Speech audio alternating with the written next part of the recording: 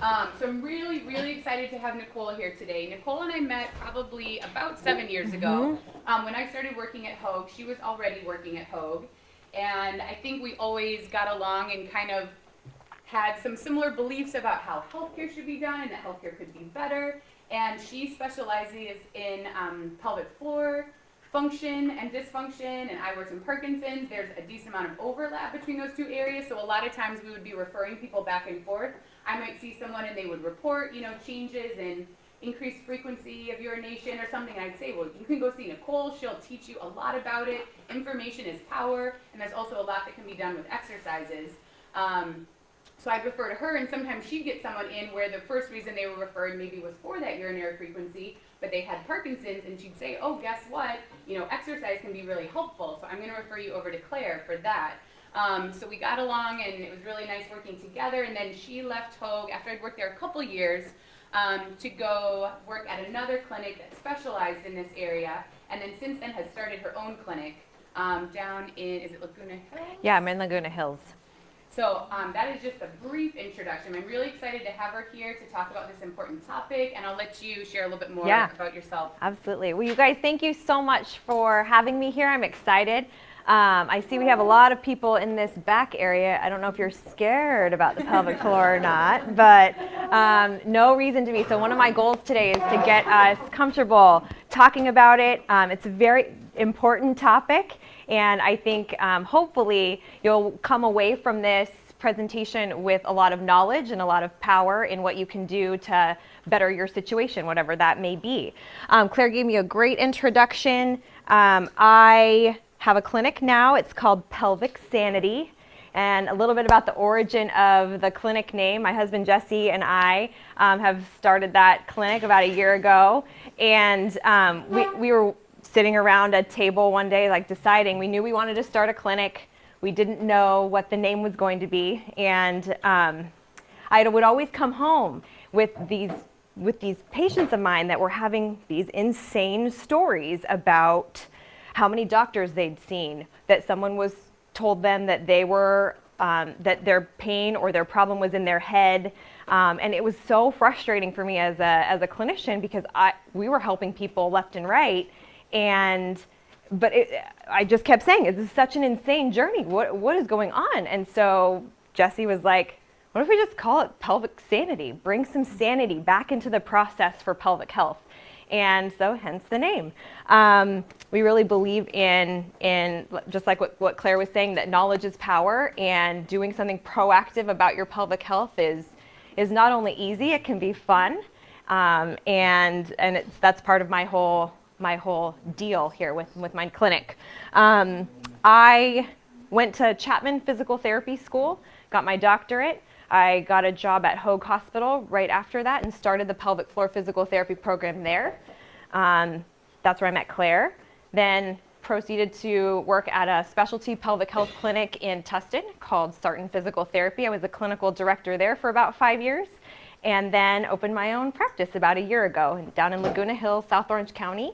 And I'll have my contact information for you afterwards, and you can feel free to email me about any questions that come to your head after this. But it's a brief introduction about me.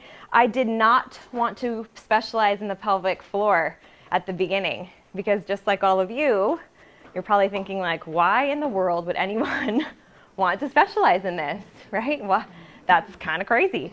But it picked me, honestly, and I feel like I was able to better help more people than just having a sprained ankle. Orthopedic physical therapy is great and very needed, but I really felt like I was able to help people get back to their normal life. I deal a lot with people in pelvic pain, a lot of pelvic pain conditions. I've written a book on a bladder pain condition called interstitial cystitis.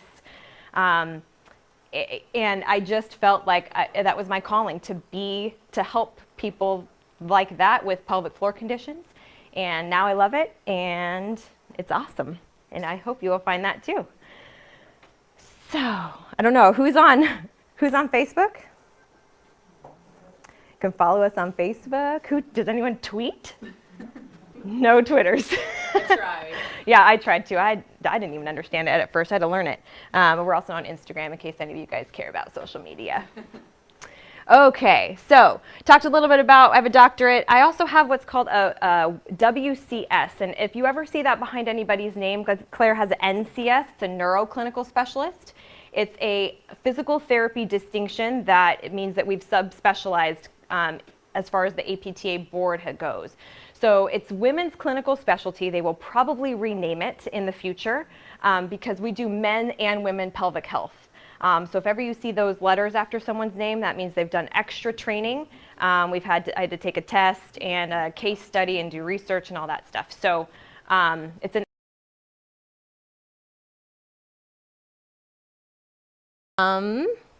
that's it.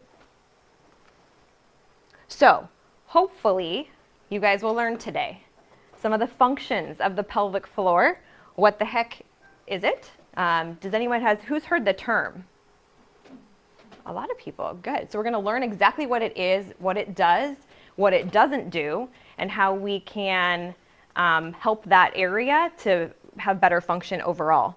We're going to talk a lot about common, but things that aren't normal. So just because something happens a lot doesn't mean it's a normal part of aging or a normal part of Parkinson's. And I think we're going to talk a lot about what those challenges are and why it may be that you haven't received the correct information yet to date, but hopefully we can get you on the road to getting that information now. We're going to talk about the action plan, what you can actually do about some of your pelvic health concerns. And I guess most importantly too is how can you talk to your doctor about these things? How can you present your information and really get some good answers and some good avenues to better your pelvic health? Claire said it at the beginning, but I definitely want to make sure that you guys feel comfortable asking questions. You can stop me at any time. Get a little excited about the pelvic floor, so please stop me. If I say something that doesn't make sense, give me a wave, a big wave. Okay.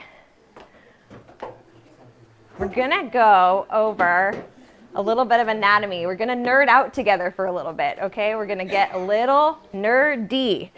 So we're not gonna get too crazy. I won't test you on the names of the muscles. But I definitely want you to understand the integral way that your pelvic floor sits in your pelvis and how important it is because it connects with your low back, your hip, your inner thighs, and kind of your entire lower pelvic girdle. Okay, so you cannot just isolate out your pelvic floor and think that that's either enough to train it or enough to correct a problem. We have to look at it in its totality in the entire pelvic girdle, basically from your diaphragm all the way up to your chest down to about your knees. And if you really want to get crazy, I can tell you how your foot influences your pelvic floor, but we won't have to go there today. That'll be part two. That'll be part two, if you guys still want me back. So the pelvic floor is a general term that includes everything in this bowl here, minus this really, but it's like this little area. It's something called the perineum, which is the space between your vaginal canal and your penis and your anus, okay? So that's the perineum, and it includes the genitals, and there's 3 major muscle layers, the ones that are kind of towards the front, middle, and then deeper layers in the pelvis. Pelvic fascia and pelvic connective tissue. That just means there's a lot of other stuff in there that helps it to do its job.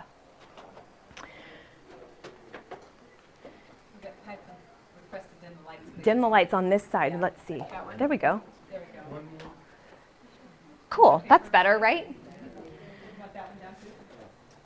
All right, so let's repeat. So this little area right here is the pelvic floor. This is as if we're looking. So if this is me, right, we're looking down into the pelvis through this way. If the pelvic floor didn't exist, it would be a big hole, okay? Everything would be like spilling out of our bodies if the pelvic floor did not exist, okay? Let's put this guy's head back on. Here we go. Okay, posture, good. Okay, So this is obviously female, but the green area here, which is here, here, and here, is the first layer. I want you to pay attention that it wraps around collectively. It goes all the way from your pubic bone all the way to the tailbone in a big sling, okay? And it wraps around the vaginal canal or the base of the penis and your rectum. It makes a big like figure 8 around that area in that green part. The yellow part is the middle layer. It's involved in urethral closure, so the ability for your urethra to close off, which we hope it's all doing right now. But sometimes when it doesn't, it doesn't. And so then we have a little bit of an issue. And then the third layer is basically all the rest in the red and this white part. So it's pretty intricate. Our pelvic floors from male and female perspective actually are relatively similar. So men, you have a pelvic floor too. And they're involved, and we'll go over the functions of them, but they're sexual, they're bowel, their bladder, and they're involved in back stabilization. So we'll talk a lot about the low back as well. Question? Well, I don't know if everyone knows what a urethra is. Okay, the urethra is the hole out of which you urinate. That makes sense to everyone? Yep. And then when I say anus or rectum, that's the hole or the canal at which you have a bowel movement from. All right? And then obviously the vagina is the canal that goes up towards your cervix and towards your uterus. Thanks for clarifying. All right, so that's that. This is the same pelvic floor of the male, okay? Again, it wraps around the urethra, the rectum, spans from pubic bone to tailbone. It's involved in sexual, urinary, and bowel function. Looks pretty similar if you go back and forth, right? So we all have the same pelvic floors essentially. There's also a couple of important muscles that technically aren't considered part of the pelvic floor, but are very important for hip stabilization and back pain. And those are this muscle called your obturator internus. I know you guys don't care about the name really. I really don't either, to be honest. And the piriformis. Who's heard of sciatica or suffered from sciatica, right? So the piriformis muscle is a muscle deep in your glute that your nerve that runs down your leg goes right near. And so the point of this is to show you that your pelvic floor and your piriformis muscle are extremely connected and right next to each other. So one can influence the other. Okay? We're going to talk a little bit more about that when we talk about back pain. And this picture is mostly to show you that this area is super complex and innervated, meaning the nerves go to it in a very intricate fashion, right? And who wants to have nerves that are irritated? Anybody? No. We do not want nerves to be irritated, right? So there's a lot of areas in this region where nerves can get irritated. And so when that happens, then we can have bowel, urinary, and back pain that is coming from the pelvic floor. And so that's an important distinction to make, is that these things are intricately intertwined. And so we'll talk more about that. This is just a complexity. There's a lot of stuff that goes through your pelvis, okay? So, and just to also show you where some of your organs are in this whole thing, right? Because we care now about bladders and rectums, right? Because that's what helps us to eliminate. So now we're looking at a side view, and this part is the pelvic floor, but it supports, literally supports, and gives like a little nice hammock and sling to the bladder, to the prostate for men, to the rectum here, and if this was female, the uterus would be right in the middle there. Okay, so if we did not have a pelvic floor, your organs would literally be falling down to outside of your pelvis. And because every single one of your pelvic floor muscles attaches to every part of these bones here, we care about posture and alignment. Because if your alignment is off, or if your posture is such that we are in this stooped kind of posture, then your pelvic floor is going to be placed at a disadvantage to do its job. Okay, so posture, so Claire doesn't bother you about posture just because it looks good. Okay, Claire bothers you about posture. She didn't even know she was talking to you about pelvic health.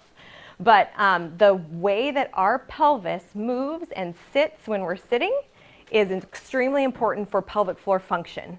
Okay, and we're going to talk about what those functions are. But it's very important. So everyone, I see everyone's got a little more straight now, didn't they? Okay, so to summarize the boring part of the anatomy, right, is that low back, your SI joint, or the area that's kind of like right here on your glute and your hip, can be implicated in pelvic floor dysfunctions. All right, and the way that your pelvis moves or the way that you walk can impact how the pelvic floor works also. So again, Claire didn't know that she was talking to you about pelvic health when she's talking to you about increasing your stride length, right? But that is super important for proper pelvic floor health.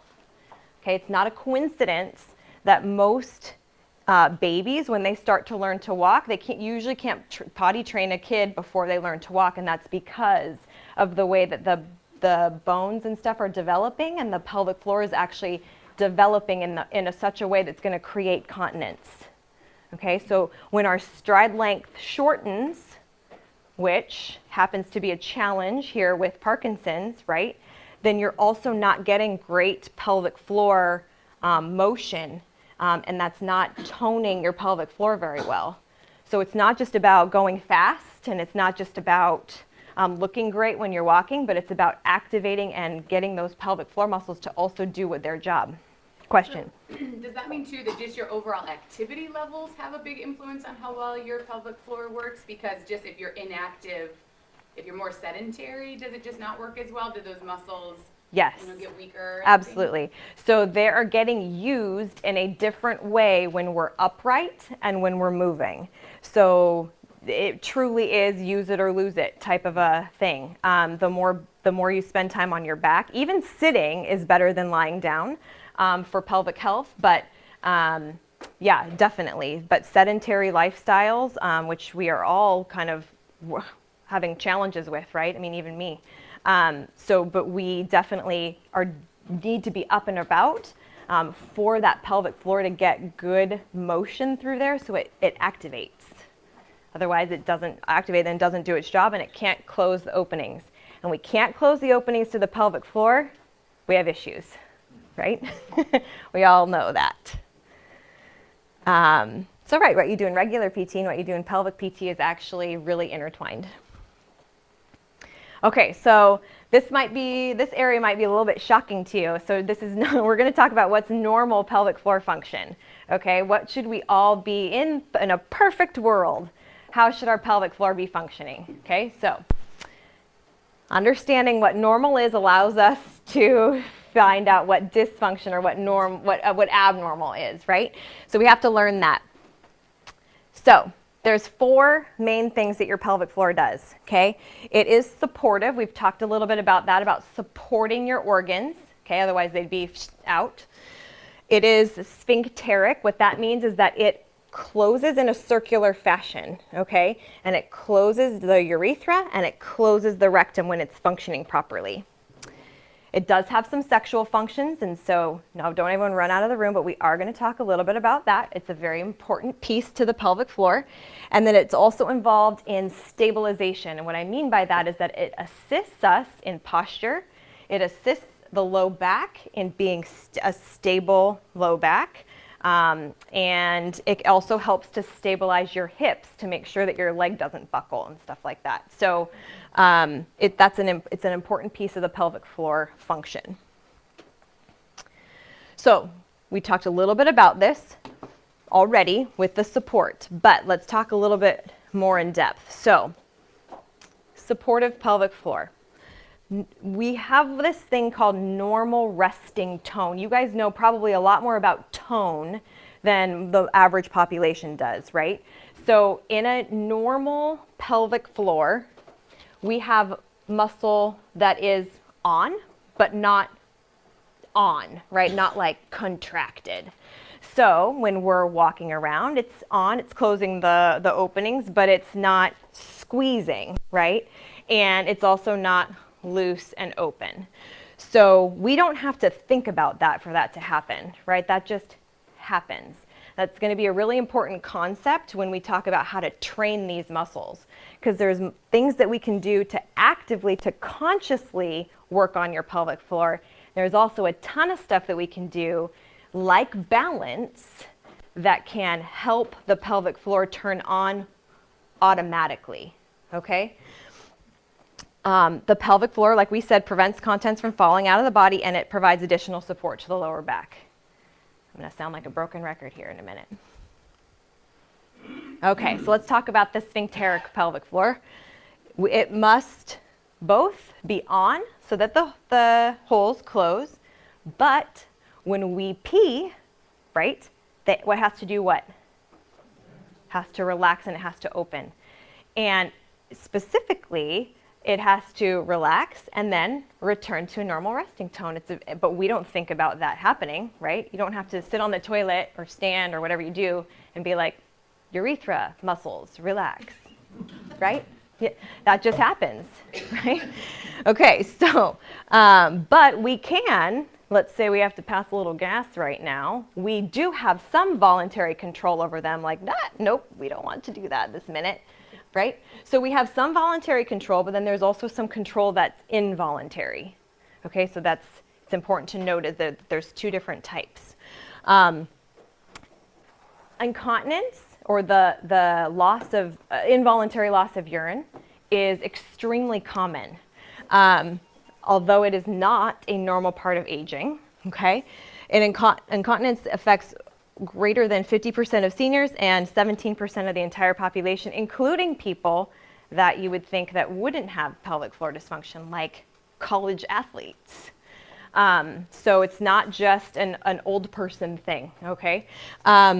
Constipation is also when the sphincteric part of the pelvic floor is actually the opposite problem, right? It's too tight, and when you're trying to relax, and go, it doesn't open, okay? And then stuff gets backed up. So constipation, it's 19% of the entire population, and it's worse with pain medications and a bunch of medications that can cause actual constipation. That's not even talking about Parkinson's, okay? Urinary urgency and frequency, which is, we'll define that later. And then you can also have urinary retention, which means that your bladder doesn't empty fully. All right, so you're constantly feeling like you have to go even though you just went. It's quite frustrating, but that's part of one of the issues with the sphincteric pelvic floor. Questions so far? We good? Don't get worried. We're going to fix it. Okay, the sexual pelvic floor. So for women and for men, the pelvic floor is an assist in sexual functioning, okay? It's not the only thing that is involved in that. In fact, the female and male orgasm is extremely complex, that involves blood flow, neurologic input, but as well as muscle function. But it is an important piece of the pelvic floor, and it is involved in both orgasm, climax, and any sort of ejaculation for men. And sexual intercourse should not be painful for either gender in a normal situation. So, if it's a little bit funny. So this guy says there's adult diapers and a thong. I told you I was bringing sexy back. So the sexual pelvic floor, again, common but not normal problems. There's pain with intercourse. Okay, if you have any pain with intercourse, that is not normal. Erectile dysfunction or lack of arousal, pain following intercourse. And this, in the general population, 46% of women have some sort of sexual dysfunction, okay? And 38% of men have some sort of sexual dysfunction. It's high. That's high percentages. So it's an area that the pelvic floor PT can really help, and we'll talk a lot more about the ways that can help as well. But that's one of the 4 functions of the pelvic floor is sexual. And then last, we talked about stabilizing the pelvic floor. So the pelvic floor muscles help to stabilize the back, the pelvic, and hip motions during all activity. The pelvic floor, and you guys have all heard of core work, right? Get your core strong. Does anyone know what that actually means? Right, everyone thinks of their core as their abdominals, right? But if you think about it, our abdominals are only one side of our body. That's the front, right? Maybe if you're an expert in anatomy, it'd be like, oh yeah, I do have abdominals that go on your sides, right? But your back muscles are also part of your core, your glutes are part of your core, and your pelvic floor is part of your core, and your diaphragm is actually part of your core. So again, Claire probably talks to you guys a lot about breathing and the importance of breath work with your exercise. She was teaching you about the pelvic floor. She didn't even know it. The pelvic floor is linked to an abdominal contraction. So you cannot contract your abdominals without contracting your pelvic floor. So sometimes if we're having a hard time getting someone to turn on and activate their pelvic floor when we're working on closing that sphincter, we can actually trick the body by activating some of our abdominal muscles if we do it at the right time. It is not normal for them to be primary stabilizers, meaning if you have a weak core and a weak low back or weak glutes, sometimes your pelvic floor rushes to the area and is like, oh, we have to help, those muscles are shot. And so then it tensions up and then it can't relax. And then what happens? Constipation, urinary retention, those are all things that can influence how well we're able to release urine or have a bowel movement, okay? So that's how those things are all intricately intertwined. We talked about this. And then all of our pelvic floor muscles attach to the tailbone, every single one of them. So the way that we sit on our tailbone is important. And if there's ever any tailbone pain that you thought was independent of any of your pelvic floor function, that is false. Those things are very much linked. And if your tailbone or your glutes ever hurt when you're sitting, then you know that you're also influencing your pelvic floor. All right. How are we doing? Is this information overload? Are we okay? Okay. Okay, so let's talk about what happens when we have to pee and what a normal bladder does. So your bladder fills, right? It's filling all the time. It expands, it has a little muscle, it's like a balloon, and it sits right in front of your pubic bone right here. So if everybody wants to touch where their bladder is, everyone thinks their bladder is really high, but your bladder, if you actually feel the bone low on your like your pubic bone, real low here, this bone, your bladder sits right behind that and a little bit on top of it. Okay, so it's low in there. And it has to expand and fill. And you get your first desired void when it's about 1/3 full. Okay? And it takes about 3-ish hours to fill fully until you kind of feel like, I really need to go. What happens when we get that feeling, right? We get to the appropriate place. We use our frontal lobe to decide whether or not that is appropriate, right?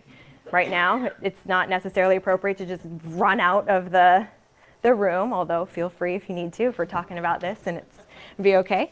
But then you sit down on the toilet or stand, your pelvic floor muscles relax, you go, they come back up to a normal tone, and you complete your emptying. It's normal to have a little bit left in the bladder. We can't get every single drop out. It's about 50 milliliters or so, but it's not normal to have much more than that. And we'll talk a little bit about that as we talk about the function of the bladder. So on this side right here, we say the normal bladder contracts, the muscle of the bladder contracts and pushes urine out when the bladder is totally full. But there's some things that happen, and in the normal population and in people with Parkinson's or any type of neurological issue, where the muscle of the bladder starts to contract when the bladder's only half full. Okay, so you're actually getting urgency feeling like you have to go when your bladder isn't actually full. All right? So then if you rush to that area, you go, your bladder and your brain are like, well, maybe that was full, right? We'll let them know the next time it gets just to half full that it goes again, that they have to go again. And suddenly you're getting these more frequent urges with your bladder less and less full. Then the bladder never stretches, okay? So then it gets mad when it gets even a quarter full now. So that's kind of that perpetual urinary urgency that we talk about, that we have some issues with, and that we can work with that and we can get that better. But that's sort of went into a little bit of dysfunction there, but the normal bladder only contracts and squeezes to give you urgency when it's about 3/4 full. Okay. So, normal voiding frequencies. Now, don't freak out, everybody, but normal to go is about 4 to 6 times a day, and not much more than that.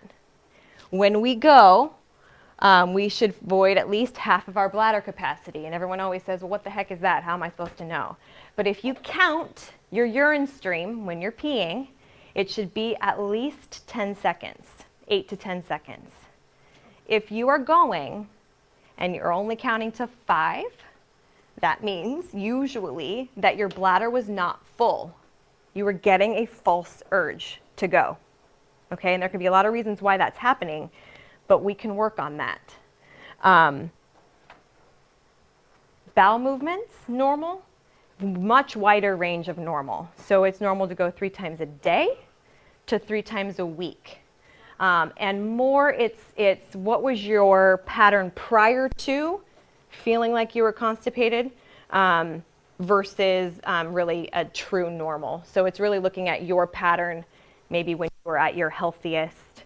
That's probably the closest to normal for you that you can measure up against. And this is also kind of crazy, but we really, in a perfect world, and we all know it's not, but 1 time a night is max if you're over 65, and really not much at all if you're under. All right, so I know that that's a big challenge for a lot of people. So we'll talk a little bit more about that and what you can do about that. Yes? I have a quick question. You mentioned there that the voiding should be 10 seconds, for instance, and only so much. I mean, you want to be able to do it on a full bladder. Yes. Okay, but what happens if you know that you're going to be going somewhere and you say, any pot before you go, take care of yourself so you don't have to run. Great question. In our pelvic health world, we call that jicking. We call it going just in case. Okay? We don't like jicking. No jicking. Now, I know, everyone's like, but what if I don't jick? Then what is going to happen? So, right, I'm going to have incontinence if I don't jick, right? So everyone thinks I'm going to go, right, because otherwise we might have an issue. So there is, I understand that in a perfect world. We would not go just in case, because here's what it does. It sends a message to your bladder that you were to your brain that your bladder was actually full when it's not. And then in that way, it can disrupt how it's going to tell you the next time it's full. So you can actually be perpetuating your urinary urgency by going just in case. Okay? Now, I don't know, my mom did that to me when I was a kid, and it's like, there are some times, absolutely, when you need to just make sure your bladder's empty, like we just gotta do it. Or maybe it's been an hour and you're like, well, I don't wanna have to stop or whatever. But if you're at home, you really shouldn't go just in case. And there's, I'll talk to more about exactly what to do to help decrease that, because there's a lot of there's no way I'm going to be able to not do that. But there are tricks to get you to lengthen that time so you're actually not getting that urge as early, or you're not as worried about it if you do. And so we'll talk more about that. That's an excellent question. Yes? Did I hear you mention that bowel movement 3 times a week Is if you had a history of only going 3 times a week, then 3 times a week is normal for you. If you had a history of going once a day and now you're going 3 times a week, then you're technically considered constipated. So bowel movement ranges are a little bit more individual to your own pattern. Does that make sense? So it's all about, was there more of a change in your bowel movement pattern to ideal, or is it causing, is it causing you any discomfort? Are you getting bloated? Is it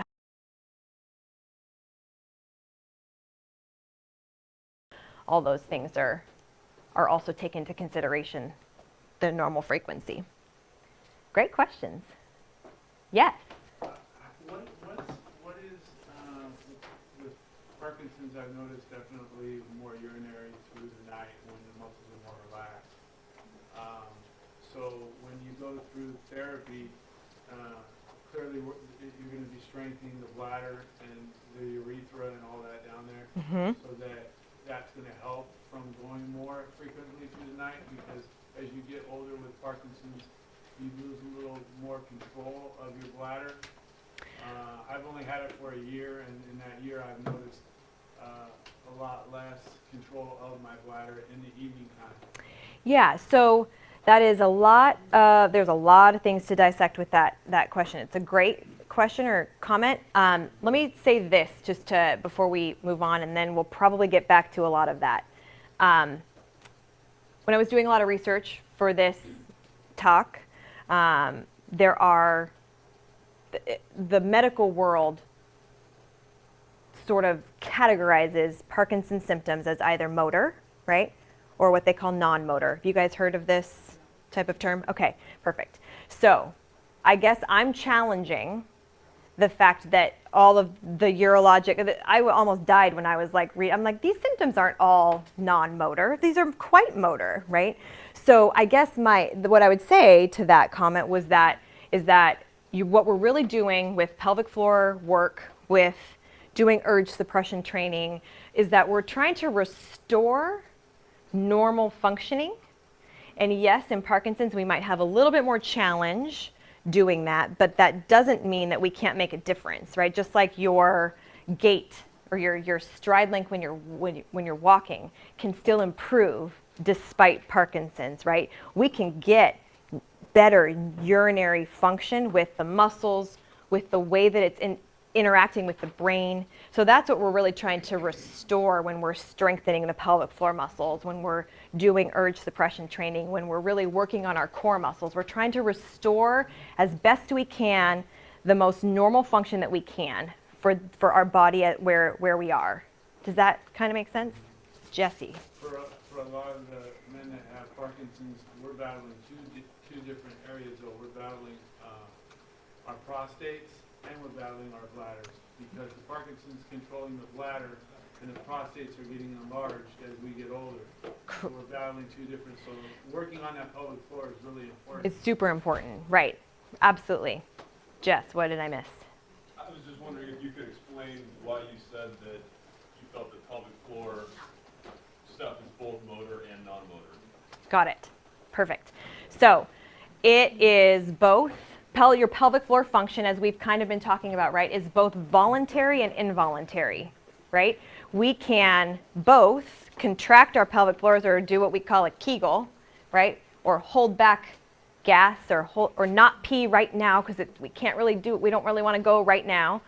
And we also have unconscious things that go on when we actually sit down on the toilet, and things just happen, or your bowels, your actual colon is moving right now, moving stuff through without us actually working and thinking about it, right? So when I say it is both motor and non-motor, there's both an automatic function to it, but there is a lot of voluntary control that we have over our pelvic floor. Does that make sense? And I think that basically they are muscles. Those are all Absolutely. muscles. They're just smooth muscles. It's a little bit different than skeletal muscle. It's not. No. Mm. I'm learning so much. Okay, so our pelvic floors.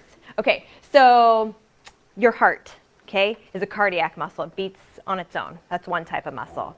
Your gut, your stomach that churns your food, right? We don't have to think about that, right?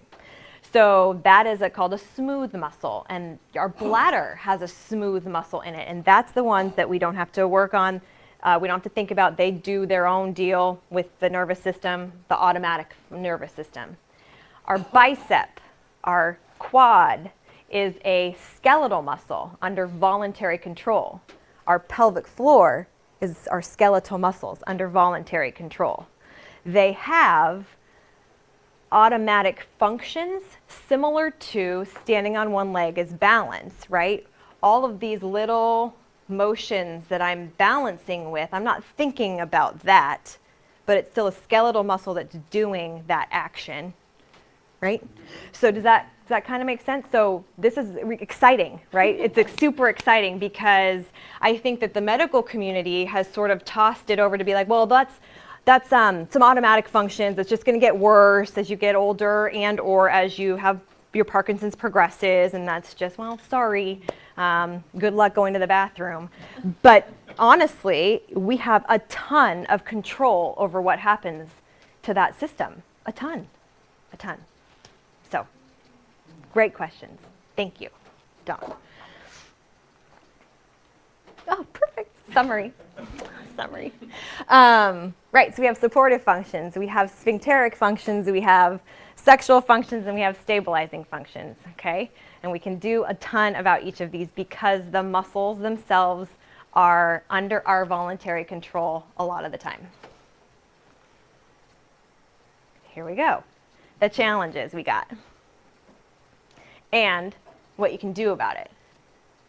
So, how are we all, do you take breaks? I think we're You're okay? Good. All right, because we're getting to the good stuff, people. So, pelvic health and Parkinson's. So, I was reading for this lecture that 80% of Parkinson's patients get asked about these symptoms, and less than 10% of people actually get any solid information on what to do about it. Okay? True. I would say that's even a little bit generous to say 10%. We talked about motor and non-motor symptoms. We just talked about all of that, so that's great. Some of the same mechanisms that are going on with your body with walking, for instance, are happening to those skeletal muscles. So if you're having challenges with, say, breathing, that's an example of a skeletal muscle that is having a hard time knowing what it needs to do, right, at that time. That same thing can be happening with the pelvic floor. So some of the same strategies that you use to break a freeze or stop having those festinating, that's why I'm a pelvic health specialist. So some of the same things that get you out of those types of issues can help with your pelvic floor. Counting, repetition, practicing normal habits, like all of those things can help with the pelvic floor. You just have to translate what you know about, what you guys already know about areas that you didn't know could be helped in that way. All right? So you can still make a big difference. So you are not alone in this. More than 70% of people with Parkinson's have at least one of the following: incontinence, urinary incontinence, or fecal incontinence, which means losing some feces involuntarily. There's different types of incontinence, right? There's the kind where you laugh, cough, or sneeze, and a little bit comes out. That's, that's everyone's like, oh gosh, right? But that's intra-abdominal pressure being more than your pelvic floor is able to hold back, okay? That's if I were to jump or do something like that. Urge incontinence is when the bladder is actually contracting. You're not necessarily doing anything, but your bladder is trying to push out urine when it's not supposed to. It can be having like when I was like on that picture where the bladder was half full, it starts to squeeze. And that, again, that amount of pressure is more than the pressure of your pelvic floor can hold off. Okay, we can do something about that voluntary pelvic floor, we can increase that pressure to help counteract that. Other things that are having a problem is incomplete emptying, bladder and bowel, and nighttime urination, urinary urgency, and urinary hesitation, intermittent stream. What does that sound like? What is a typical Parkinson's type thing that maybe hesitancy, urinary hesitancy sounds like? Right, freezing, yep. So that would be a kind of a correlating thing that's going on. Your body doesn't know how to relax those muscles, and so you're having a hesitant stream. Does that make sense? And maybe you're going to talk about this like on the next slide or something. But floor incontinence isn't like we think of incontinence usually as being a weakness in the pelvic floor, but in Parkinson's, isn't it often more of like kind of overactive muscles, like with rigidity that people can get in other muscles, that it's actually that their bladder is, on too much of the time? Yeah, and it's not necessarily your bladder, but your pelvic floor, right? Okay. So my lecture topic is to Kegel or not to Kegel, right? So to your exact point, if your muscles are tight, right? If you have rigidity in your muscles, and now we're asking them to tighten more, they can't. Your muscles can be rigid and weak at the same time, right? So what would, if my biceps were like this, what would be my first thing to get them looking normal? First relax, then exercise, right? So to Kegel or not to Kegel, it's a complicated question, right? Because everybody assumes that your muscles are super weak, floppy, not rigid, but they can still be weak. I hope that kind of makes sense. So, but the treatment for each of those things is different. If I have somebody that comes in with like tone of muscles that's really terrible, low tone, barely even on, then I don't really want to help them to relax at all. They're already too relaxed. We got to get those guys going. But if we all come in and your pelvic floor is tight, then the first thing we're going to do is tell you to give you some exercises, really stretches to relax those muscles so that they can have their full capacity and they can work the most efficiently that they can. Yes? What if you have prostate surgery and you have Parkinson's and they tell you to Kegel? Okay, great question. The question was, what if you had prostate surgery and you have Parkinson's and they tell you to Kegel? Now you're in a conundrum. Well, we're assuming that, so there's a lot of assumptions going on, and I think this is the big problem, right? This is why I have a job, literally, is because we need to assess what is the status of your pelvic floor. Because what's good for you with that situation might not be good for Claire, right? So if your muscles have low tone because you just had surgery, and then we would tell you to Kegel and we would show you how that's done. But if, Jesse didn't have that and his muscles might be like this, you guys might be having the same problem with incontinence, but the status of the muscles are completely different. So the treatment's different. And that's why when you get handed a piece of paper that just says, oh yeah, just Kegel, that is not going to work. Then you guys get frustrated because you're like, well, I'm Kegeling. That's not working. But there was a study done with gynecologists, okay, people that deal with this area the whole time. 85% of them did not perform a Kegel correctly when asked. Okay, so they don't know what the heck's going on either. I hope there are no doctors in here.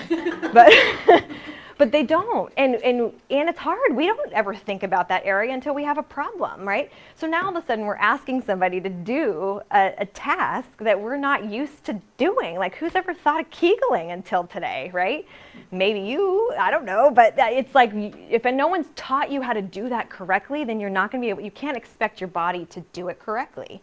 It's why we have to know your baseline, know where you're starting from, and then get taught the correct way, and then work on the muscle as it should be worked on, right? So my answer to you isn't that easy. So I hope that kind of explains why. Kegels for somebody might be completely appropriate. Kegels for someone else might not be. but even if it's appropriate for you, you might need to work with someone to make sure that you're doing it right. Yeah, because chances are you're not, right? I'm pretty sure. I'd be willing to bet a lot of anything about that most people don't do it right. Shoot, I might not even do it right? I can't even teach myself. Sometimes I might have to go to a pelvic sometimes, you can't see your own gait. You need help. Yes. Pelvic it is interact with gynecologist. Say it again. Gynecologist.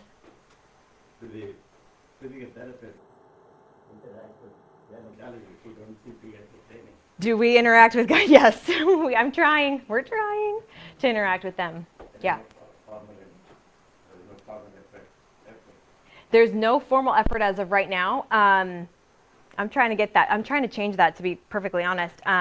But just so you guys know, that physician training in pelvic floor, even a urologist or a gynecologist, they get about an hour or two total in their like first year medical school on this area. So even though they're operating half the time on that area, so it's everywhere. It's a very lack of education, frankly, on the medical part. Most So. of them want to give antibiotics or do an operation on you.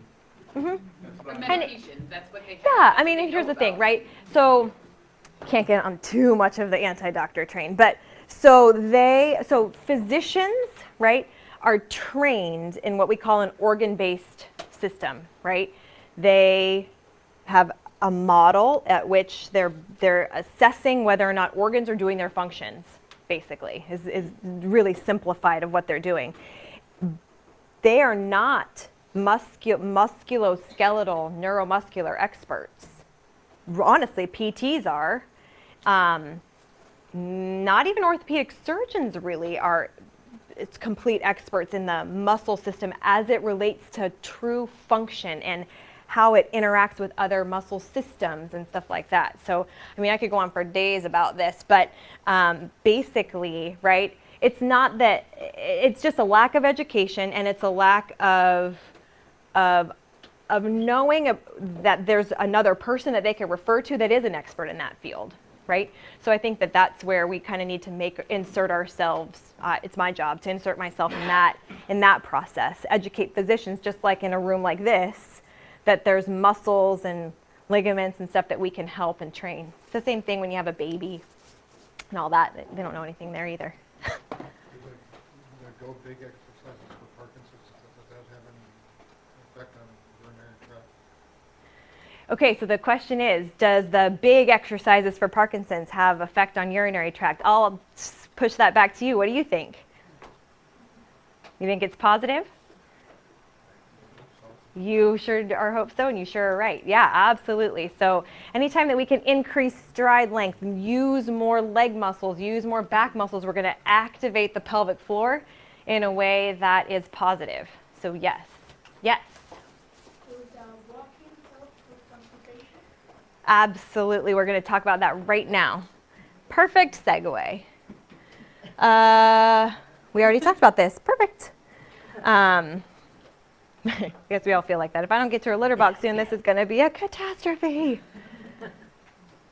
Okay, let's real quick, before we get to the bowel movement stuff and constipation, let's talk about some of the tips, right? Quick tips that we can get for if anybody suffers from urinary urgency, that's feeling like they have to go all the time. Knowing, it's okay. I turned it off.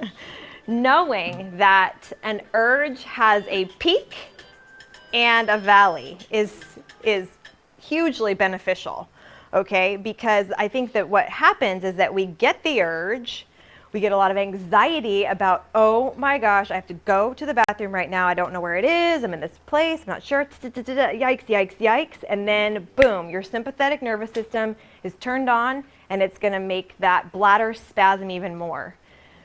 So, and this is where everyone thinks I'm crazy too at first until I try it, but when you get that first urge, and you'll start to learn your patterns after I tell you about bladder diaries, and you'll start to know that can't be a true urge because I just went 10 minutes ago, then you can literally sit down, take 5 big belly breaths or diaphragmatic breathing, let the urge pass, and then hopefully then you can either proceed to the bathroom without it being such a anxiety-ridden event, or sometimes that urge won't come back. And then what's happening is, even if you can stave it off for 5 minutes, 10 minutes at the beginning, that can start to you being the boss of your bladder instead of your bladder being the boss of you.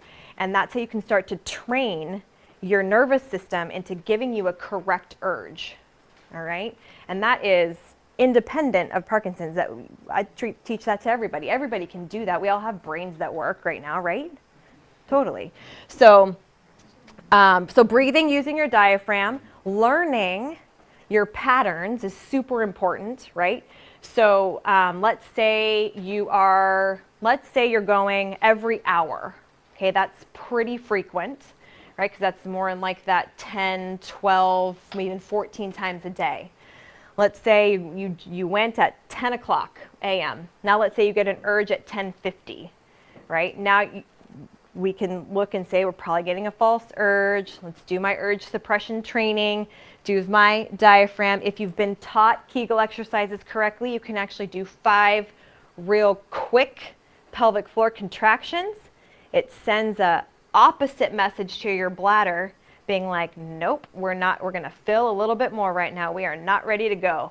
And in that way, you can start to train your bladder to fill more and let that muscle in the bladder stretch out so it doesn't give you the urge so quickly. And we're going to talk a little bit about food triggers because there's a ton of foods that can influence how urgently you have to urinate. Even at night, everyone thinks I'm nuts. No, they think I'm nuts all the time, but they think I'm nuts by telling them you're going to try the same thing at night. If you wake up in the middle of the night, what you're going to try to do is lay on your back. You're going to try to take some real big, deep belly breaths and really, truly assess, is that a real urge to go? Now, if you just had 3 glasses of water to take your medications before you went to bed, might have an actual urge. But if you had stopped about 2 hours before bed, like we'll talk about, then with maybe only a sips to take your pills, then maybe you're getting a false urge. And even trying to go to sleep for 10 minutes, staving off that urge even just a little bit more, you can work on lengthening that time. And if you're going 5 times a night, your goal is not to go 0, right? Let's be realistic. Your goal is first to go 4, then to go 3. And if you stay there, you stay there. But that 3 is better than 5, right? Might get you an hour more of uninterrupted sleep. That's huge. Okay. For urinary hesitancy, if you go to the bathroom and you get there and you had to go so bad, it's so frustrating when it doesn't come out, right?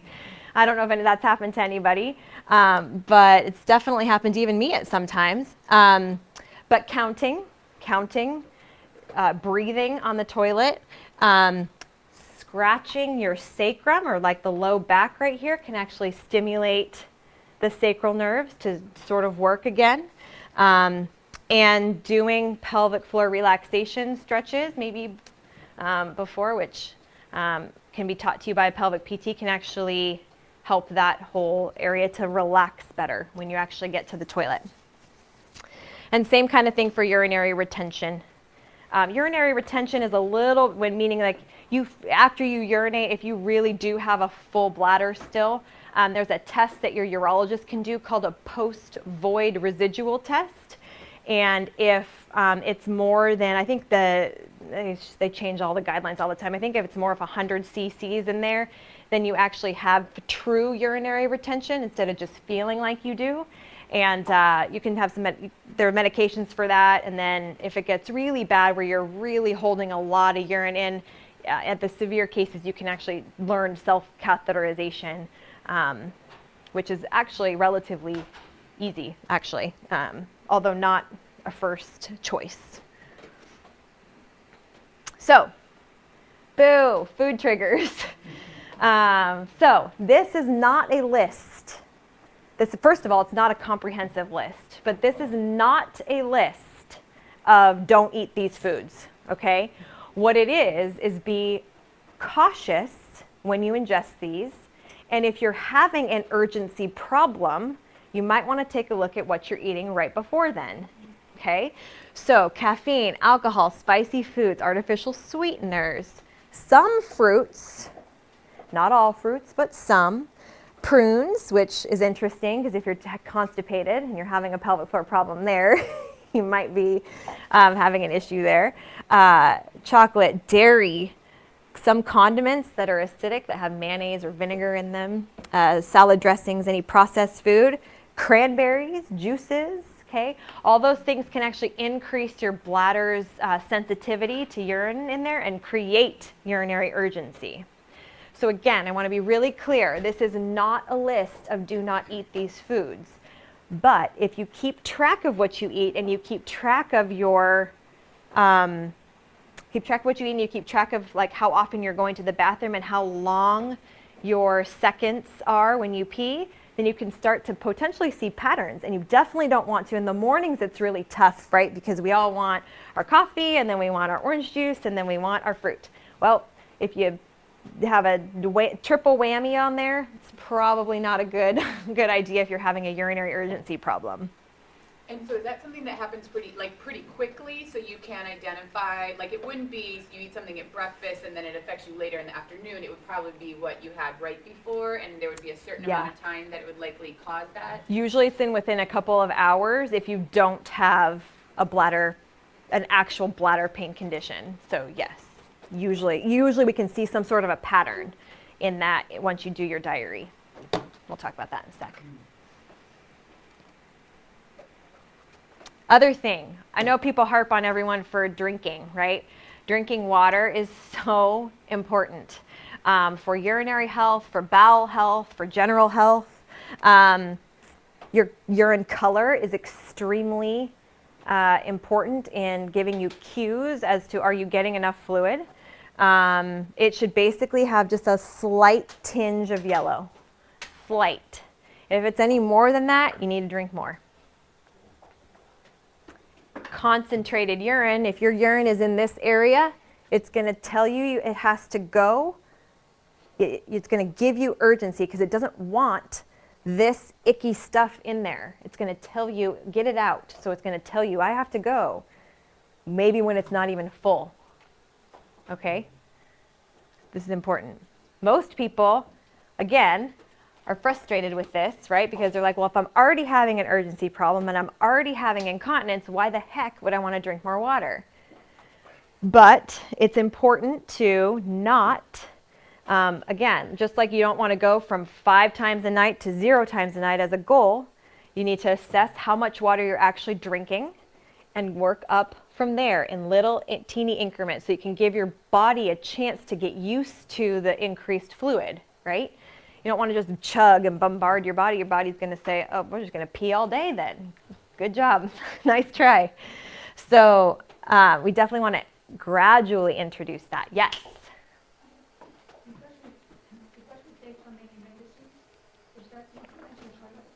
So I can't hear you. Say it one more time. Because we take so many medicines, does that influence the color of the urine? It can. That is a great question for Dr. or Claire. Does medications influence?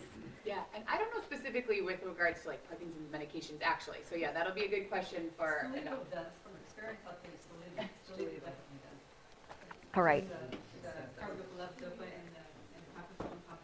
Interesting. Okay. And it seems to me though, like even if a medication does, you still ideally should want be it able diluted. To get it so that there's so that there's just a light tint. Right. So you still want it to be diluted as much as possible, right? Your protein shakes and vitamins will do the same. Yes, and what I didn't write on here, right? Vitamin B's can be urinary irritants too.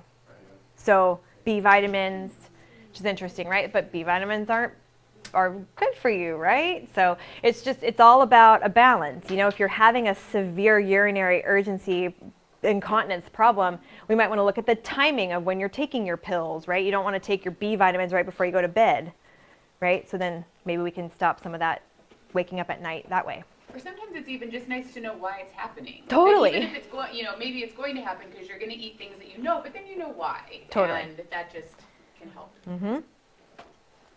Okay. Room temperature water better than cold water. Check your urine color. Small sips during the day, no chugging, to give your body time to adapt. There's all kinds of, should you drink 64 ounces? What should you drink? The most of the literature is super mixed on this. I typically say in general about half your body weight in ounces of water. More if it's hot, more if you're sweating, less if you're tight. You know, just drink. Usually it's just drink more. Usually everyone's not drinking enough. Just drink more. Yes, question. Why is room temperature better than cold? Cold can constrict your colon, and it takes your body more time to like warm it up to room temperature or to body temperature. So it can actually constrict your bladder and be a little bit of an irritant. Would it warm up by the time it gets there? Yeah, right. But it definitely it's from a homeostatic point of view, meaning you want everything to kind of be not in an extreme. It's best to have, and also if you have constipation, it can constrict your colon. By the time, because when it hits your stomach, then it's going to kickstart a response to be like, ooh, we don't want that. So actually, in that case, even warm water is better than not, but not hot. And how long, like from when you drink something, how long until it's in your bladder, approximately? So that's a tough question because our kidneys are constantly making urine. So, and our metabolism and everything like that is very much in there. Some things go through faster. It's a really hard question to answer. So, okay, so how do we keep track? You can do what's called a bladder diary. I also say you can do a bowel diary also. Basically what that is writing down, and we have samples of this on my website or we can email them to you. But it's basically writing down everything that you eat and at what time and your urinary trips, your bathroom trips. And it's counting the seconds. It's tracking leaks. It's tracking how strong your urges are on a scale from 1 to 5. And it's basically really putting objective measurements down to what your problem is. It's a great tool to go with your doctor too. That instead of saying like, I'm peeing too much. I feel like I'm peeing too much. Anytime you say I feel to a doctor, most of them are like, well, where's the data? They don't have time. So if you hand them this and you say, I'm peeing literally 17 times a day, normal's 4 to 6, I need help.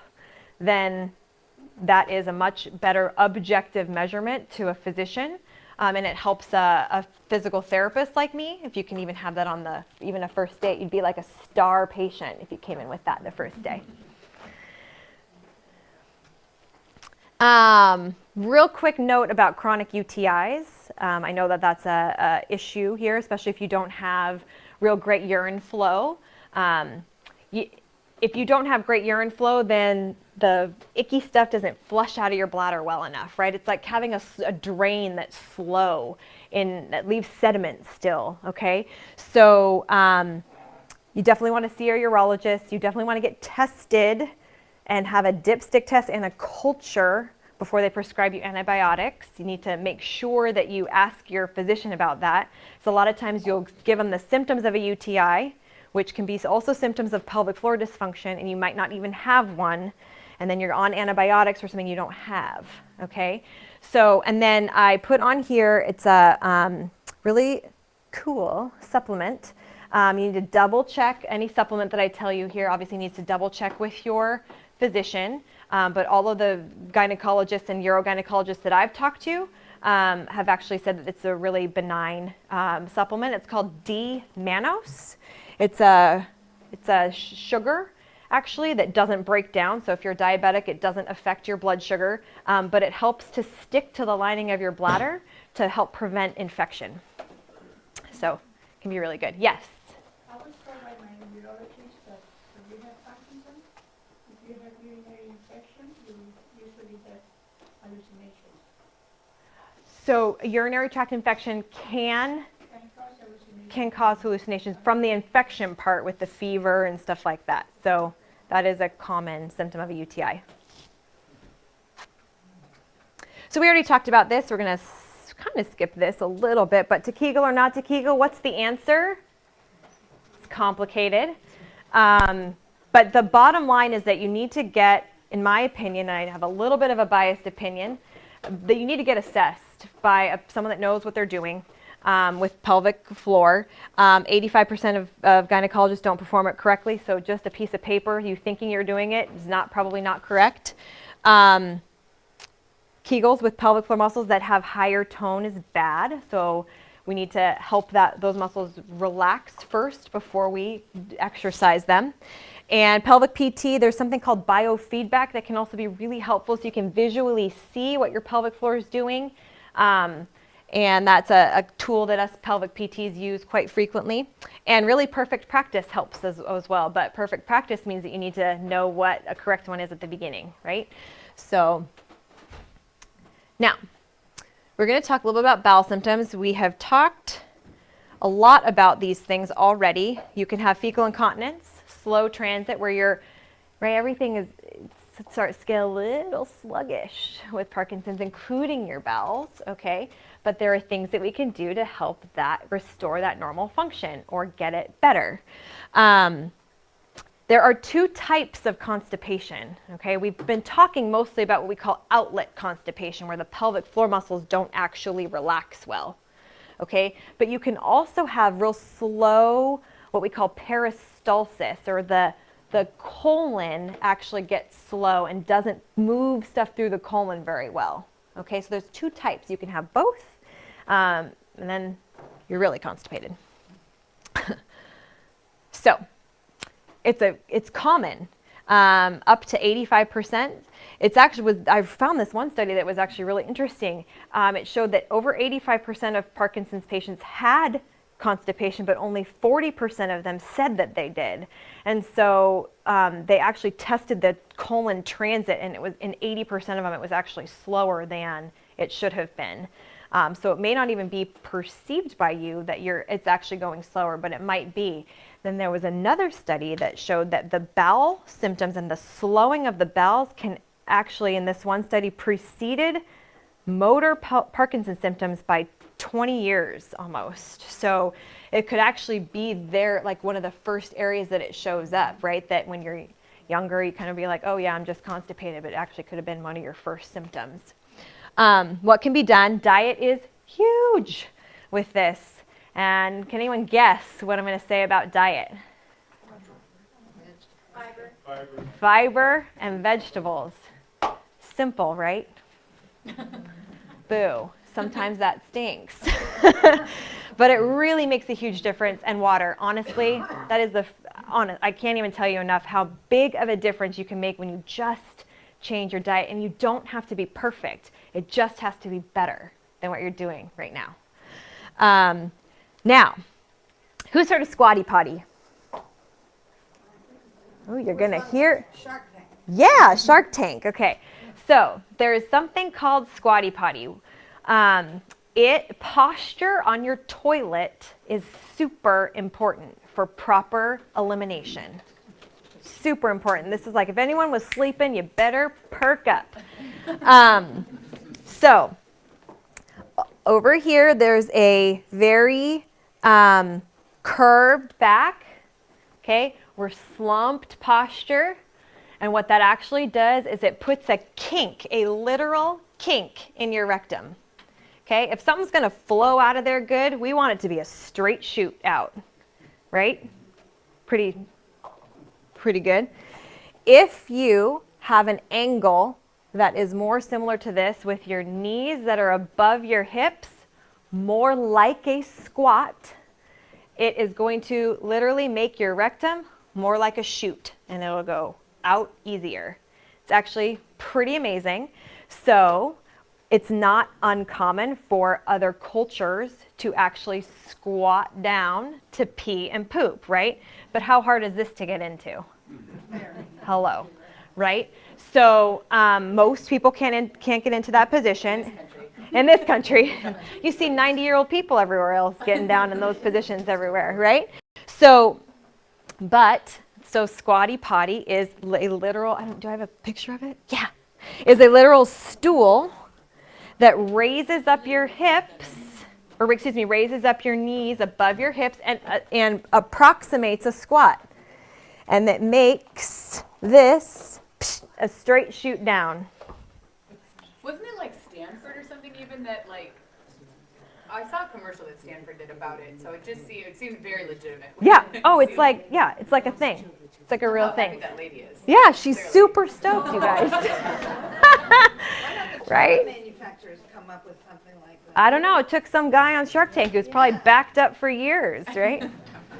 But we're designed to squat, so it's so important. And if I don't have a squatty potty, but I use a little raised thing around my toilet. They make cuter ones now, by the way.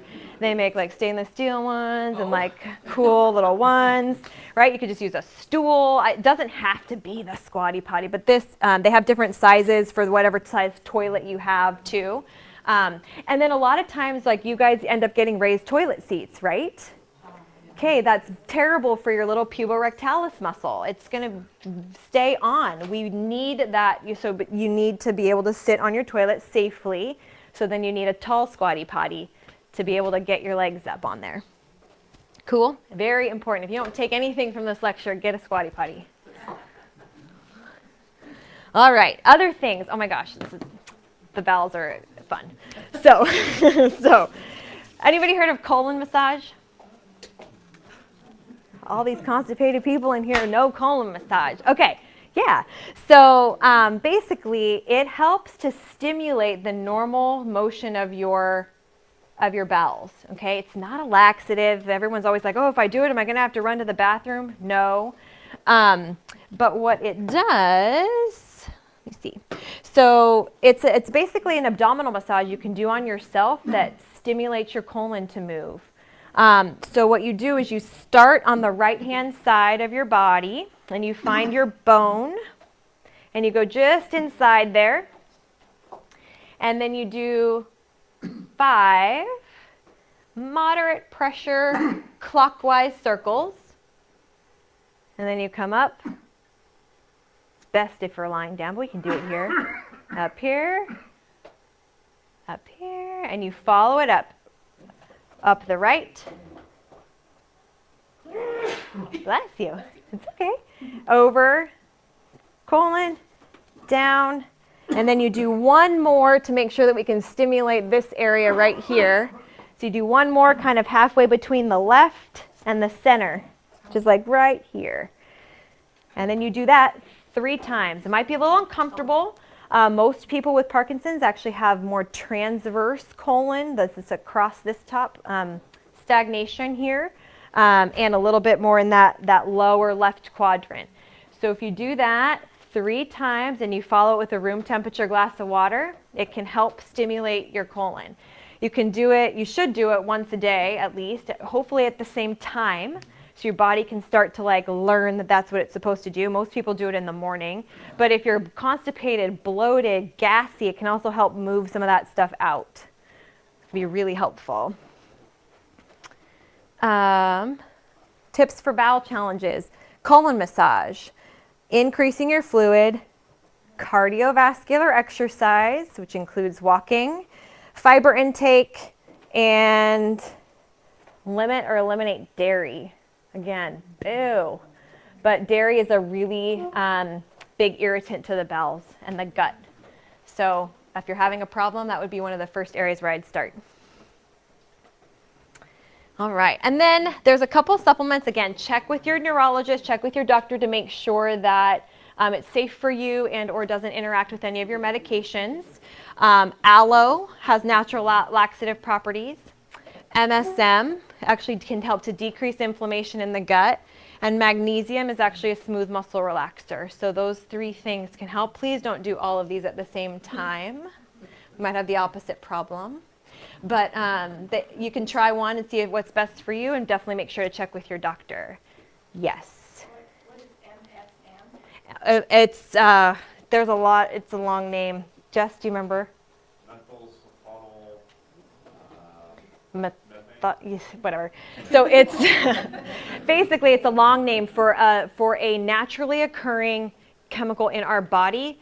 It's already in our system, which is why it's mostly pretty benign to our bodies. But some of the theory is that it donates a group that we're pretty deficient in sulfur.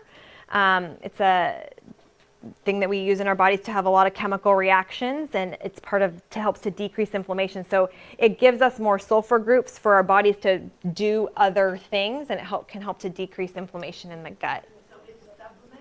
It's a supplement. And if you look at it, it's like of course, right, with all these supplements like Miracle, you're going to you look younger, collagen, all these things. But anecdotally, in a lot of my patients, it's actually really helped with bowels and constipation. Yes? What about bloating that goes along with the constipation? Mm-hmm. That's very common, I think, with Parkinson's. Yes. So bloating has a lot to do with how well things are moving through your colon. And it has a lot to do with what you're putting in your body. And so when my patients are having problems with bloating, the first thing we look at is their diet. And we eliminate dairy, and most of the time that helps a ton. Add colon massage, it helps a ton. There's a couple of things that can actually produce more gas. There's a couple of bacteria that can actually produce more gas, something called SIBO, SIBO. It's a small intestinal bacterial overgrowth that's relatively common, that you can actually do a breath test for if some of those other things don't work. But it's mostly, honestly, diet related and how sluggish your colon has become. So I'll just put in a quick plug. So since unfortunately we can't keep Nicole here for weeks to talk about everything, and the next series that we'll be doing is nutrition. So next month we're going to have a doctor coming from Hoag to talk about antioxidants, and he'll be a great person to ask a lot of doctor questions to. And then we have registered dietitians coming in 2 months in May, who also are very familiar with bloating, constipation, and those dietary changes that can be helpful. So just so you know, more help is on the way. Cool. Yes. If you use the laxative, Mm-hmm. Miralax, keeps saying is the best one. Yeah. It's the most natural. Yes, exactly. So, yeah. Okay. Definitely. Miralax, if everyone didn't hear, most of the colorectal people that I work with prescribe Miralax, and it is sort of the best, most close to natural version that you can. So, but it doesn't mean that, oh, I'm on Miralax now, awesome. It means still drink water, walk, do all the things to help it. You have a question? To find out if you have inflammation in your gut, would that be an upper endoscopy procedure? Yes, kind of. So the medical test for it is an endoscopy, right? There's a lot of talk about gut inflammation now. It's like a little bit of a buzzword now, with the gut microbiome and all this. It's a real thing, and it's important to pay attention to. But there are physician tests that won't pick that up. So, yes. We're almost done. All right. I think there's only one slide on this. Don't worry. A couple things. So, sexual challenges with Parkinson's. Important. I'm just going to go over a couple of statistics. This is from a specific Parkinson's study. It showed decreased frequency of sexual intercourse and activity, decreased arousal, decreased sexual satisfaction, decreased orgasm function, increased fear of not fulfilling sexual partners, and increased thoughts of divorce. Okay? I put this in here because the pelvic floor has sexual functioning. And sex is a very important part of our daily lives, and it can become disrupted when you have Parkinson's. And that is not something that most people talk about, honestly. And I think it's important to be open and honest about it, because there's some things you can do about it still. One of the ways that you can improve that area is to have a healthy pelvic floor. incorporate these goals into your pelvic PT plan. Please do not be embarrassed to ask your doctors or PTs about this stuff. It's important to be able to talk about. There are sexual medicine specialists that deal with neurological conditions.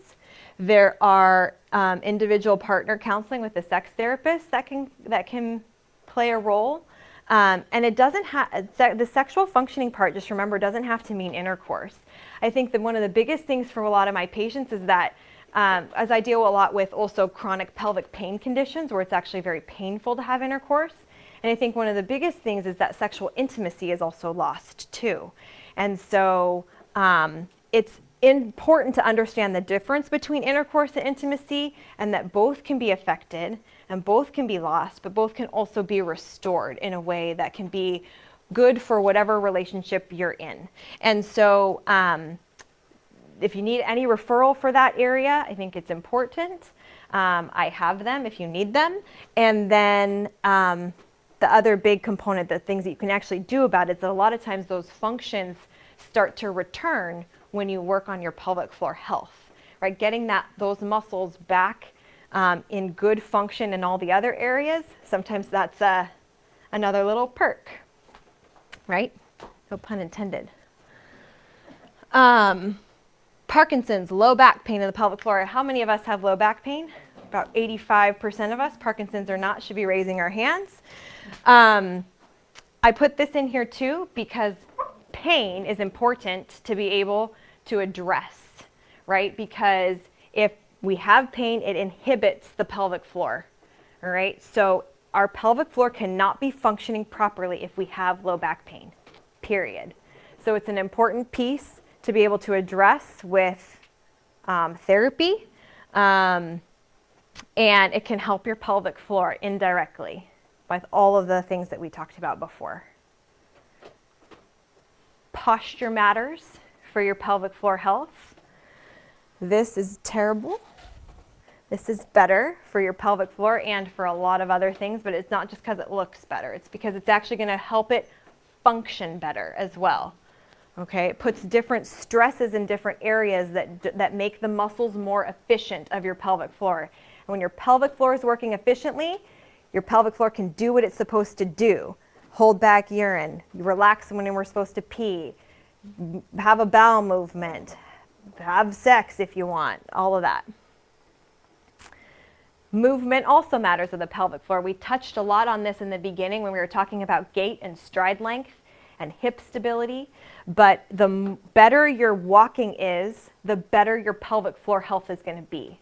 And those are the ways that you can indirectly help your pelvic floor without ever having to do a Kegel, right? So that's a very important way to improve the health and the tone of the pelvic floor. And in summary, you are not alone with pelvic health challenges. I hope that we kind of understand that this is a problem that exists with all people. So it's not just people with Parkinson's, and please don't let anyone tell you that nothing can be done about it, because we can help you with that stuff. They can be best addressed by a pelvic PT. Okay, there are a few different types of clinics that exist. There are hospital-based clinics that they might have some, like where Claire and I came from, right? Hoag Hospital, the program that I started, is still existing, and they have pelvic PTs there. There's a couple of different private practices in around Orange County, and a lot of them would be great to address these things with you. Remember, you've probably heard this a lot, but remember that just because a symptom is common, it doesn't mean that we have to live with it, and it doesn't mean that it is normal to have it. So there are tons of things to do. Even when you have Parkinson's, you can significantly improve your pelvic health. And I hope we learned a little bit of how and why it's important today. And we can email you resources in anything that I talked about today. Yes, questions? Yeah, well, you talked about an overtoned or an increased toned pelvic floor, yes, a rigid pelvic floor, not being good paired with Kegel exercises. Yep. So is there a way at home for people to determine if they have a rigid Yes, sort of. With symptom-wise, you can kind of tell, right?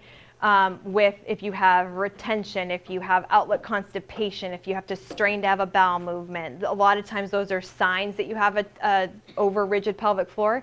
I would say that a lot of people with Parkinson's are towards a more rigid pelvic floor, if not because of the disease process itself, but because it's trying so hard to do a lot of things, and it hasn't been really addressed yet. Yes? So should they not try to do pelvic floor exercises at home if they tend towards rigidity in their pelvic floor? I would, Did I say that? yeah. Should they not try to use Kegel exercises?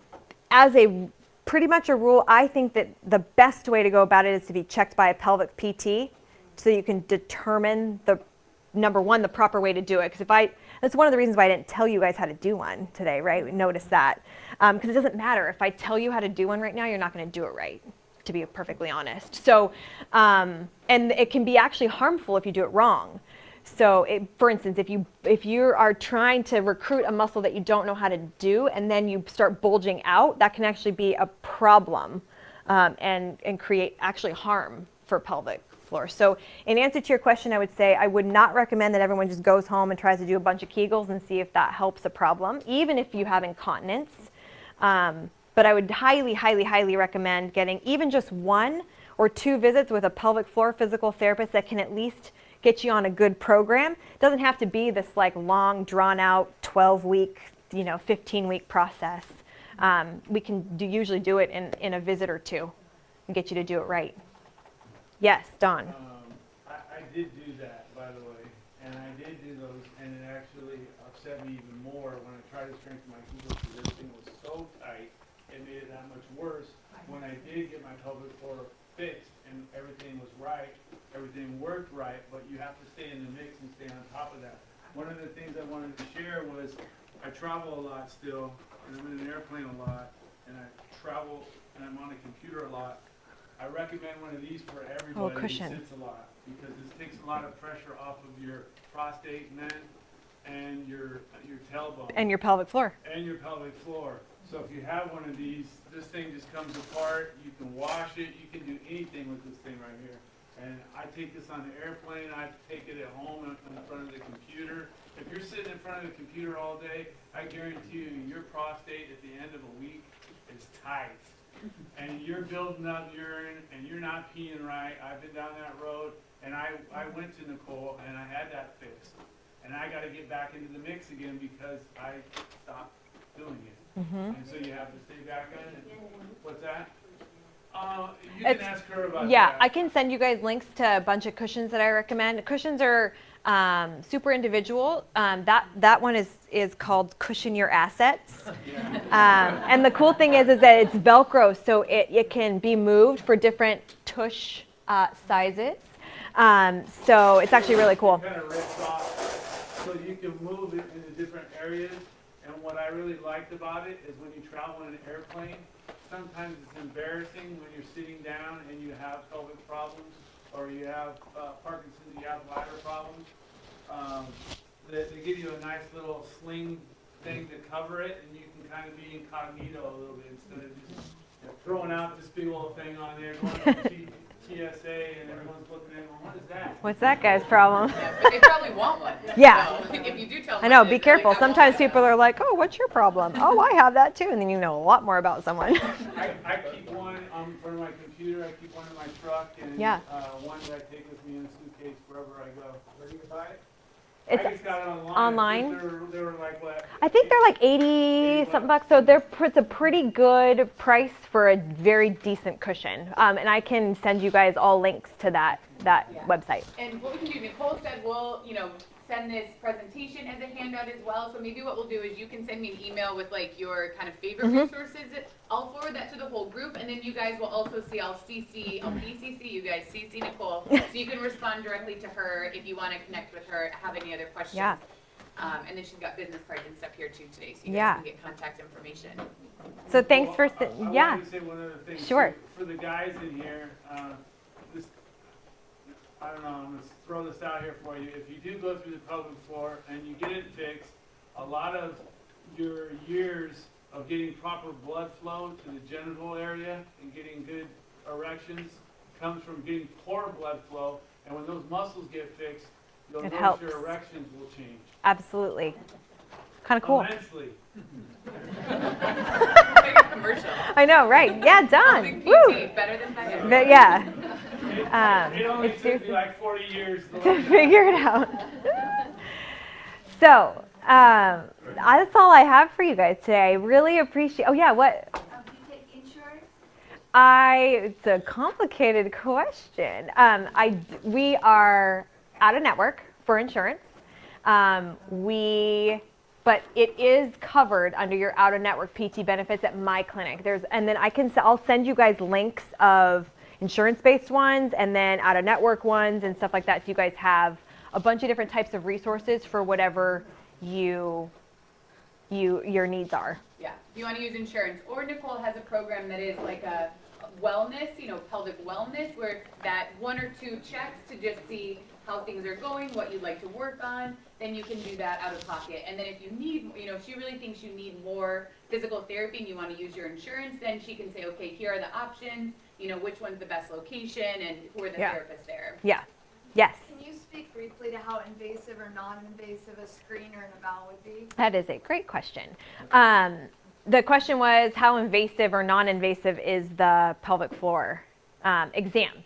So because these pelvic floor muscles are you really can only access them well internally. Usually for women, it includes a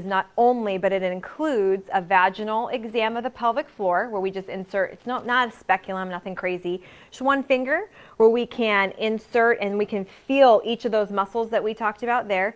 We can feel each one, we can feel what they feel like, what the tone is. You do a Kegel, proper Kegel maybe, or whatever you think a Kegel is around my finger. Why look for how well you can relax, all that kind of stuff.